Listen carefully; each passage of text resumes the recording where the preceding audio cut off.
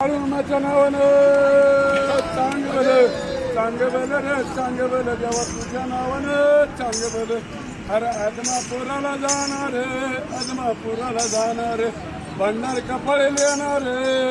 कपाळी येणार भक्त सुखाचा होणार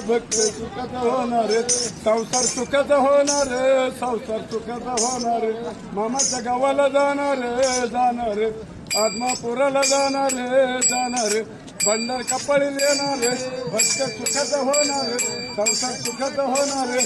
आदमापूर डोंगर मामा